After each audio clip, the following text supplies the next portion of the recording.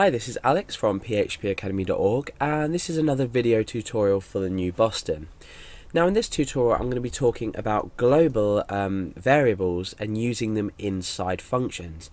Now you may come across the problem that when you're predefining variables outside of your functions and you're trying to use them within your functions, you might find that you're not getting any sort of response from this. The variable will not, you won't be able to do anything with it. So let's use the example with an IP address. Let's create the user's IP address inside a variable. So we're going to say structure it like this. Now don't worry if you don't understand this code. If you've never seen this part of the code before, all this does is it returns the user's IP address. Server is just a preset of environmental variables that we can use. So let's just echo this out as it is, and then we'll see about creating a function that's going to do something with this IP address. What we're going to just be doing is echoing it out, but we're going to be doing that inside a function. So let's refresh. Now because I'm on my local host, local server, I'm working on my computer, my IP address is just 1.127.0.0.1, which is the standard notation for a local server. Now, what happens if I create a function down here? Let's say echo IP.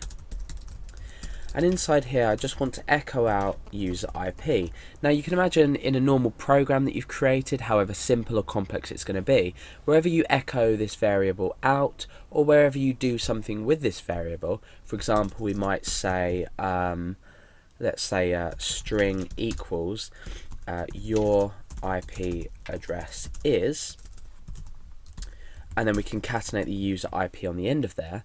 Let's just use this outside the function first of all. We can keep that in there because we're not going to call the function yet. Let's just use this outside of here and we can just echo that out. So let's have a look at what it says. So we've got your IP address is, and then it gives us the IP address. Let's just put a space there. Okay, so this works. You would expect it to work because you've referenced the variable here. Okay, so now what happens if we do this inside a function? So I've created the string, your IP address is, and then I'm going to echo out the string. So what you'd expect to happen is for the variable here to be put into here, so that will make up this string, and then we're echoing out the string. So let's refresh the page and see what happens.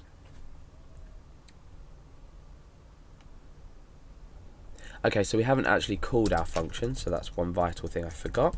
So I'm calling the function down here, so presumably once we call the function, the two lines I've highlighted in blue will be run. So let's try this out. Okay, now you'll notice that the string itself has actually been echoed out, however the user IP has not. But for example, if we echo it out here, it still does exist. So we're still echoing out this variable still, holds a value.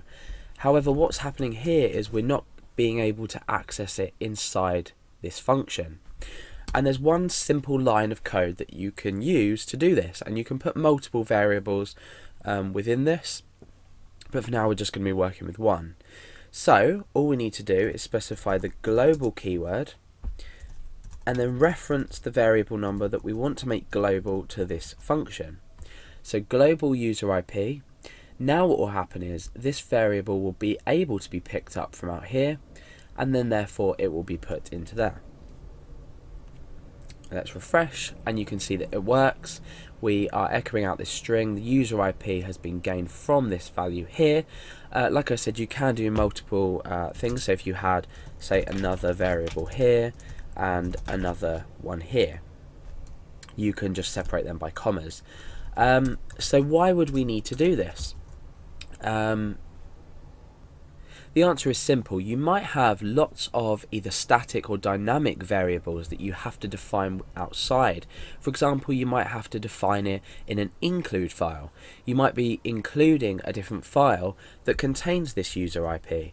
So to be able to use it inside your function, you want to create it globally first inside your function, and then it will be able to be used. So for example, this IP address situation, we might want to define it somewhere else. We might not want to define it within our function, because you could in fact just define it inside and it would still, let's just put that right, it would still work. So we're still getting exactly the same result from this when we refresh. However, what happens if we want to use this user IP now outside the function? We're going to have to declare it again. So it's a waste of declaring a function inside the function and outside. So we tend to just use the notation that I've explained, and that will allow your outside a function variable to be used within.